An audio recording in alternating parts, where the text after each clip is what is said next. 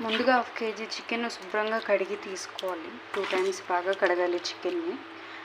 కడిగిన చికెన్లో కొద్దిగా పసుపు అలాగే కొద్దిగా సాల్ట్ వేసుకొని బాగా కలుపుకోవాలి.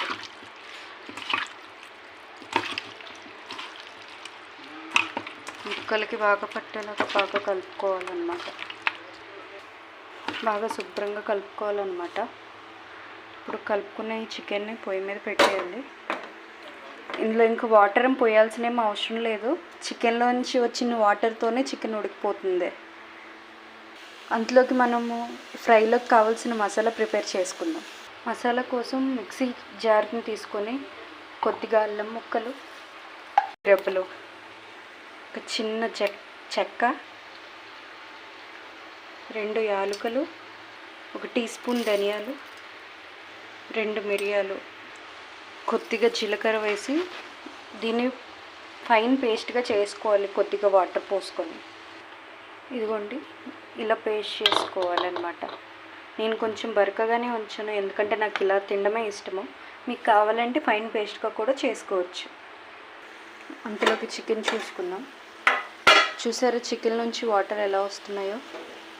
ఈ ఫుల్ వాటర్ అంతా పోయేదాకా చికెన్ని ఉడకబెట్టాలి. మనం వాటర్ ఏం పోయాల్సిన అవసరం లేదండి. చికెన్లో నుంచి వచ్చిన వాటర్తోనే చికెన్ అంతా ఉడికిపోతుంది.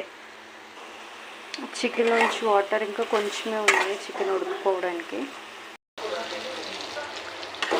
చికెన్లో వాటర్ అంతా ఇంకిపోయింది. సో స్టవ్ ఆఫ్ చేసుకొని ఈ చికెన్ ఒక ప్లేట్లోకి తీసుకోవాలన్నమాట. మళ్ళీ స్టవ్ మీద అదే ప్యాన్ పెట్టుకొని అందులోనే కొద్దిగా ఆయిల్ వేసుకోవాలన్నమాట. ఎక్కువ కూడా కదండి, కొంచెం వేసుకుంటే సరిపోతుంది. ఈ చికెన్ ఫ్రైకి ఎక్కువ ఆయిల్ కూడా పట్టదండి. కొంచెం ఆయిల్తోనే మనం చికెన్ ఫ్రై చేసేసుకోవచ్చు. నూనె బాగా కాగిన తర్వాత మనం ఇందాక గ్రైండ్ చేసుకున్న ఈ పేస్ట్ని అయితే వేయాలి.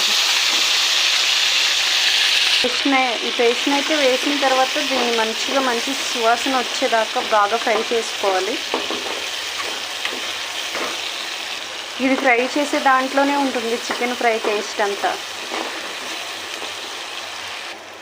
ఈ మసాలా కొంచెం గోల్డెన్ బ్రౌన్ కలర్ వచ్చేదాకా ఫ్రై చేసుకోవాలన్నమాట. చూడండి మసాలా కొంచెం గోల్డెన్ బ్రౌన్ కలర్ వచ్చింది. సో మనం ఇప్పుడు ఇందాకలా ఫ్రై చేసుకున్న చికెన్ని వేసేసుకోవాలి. చికెన్ వేసుకున్న తర్వాత మసాలా అంతా చికెన్ బాగా పట్టేలాగా కలుపుకోవాలి. చికెన్ బాగా కలుపుకున్న తర్వాత కొద్దిగా కారం వేసుకోవాలి. కారం వేసుకొని బాగా కలుపుకోవాలన్నమాట.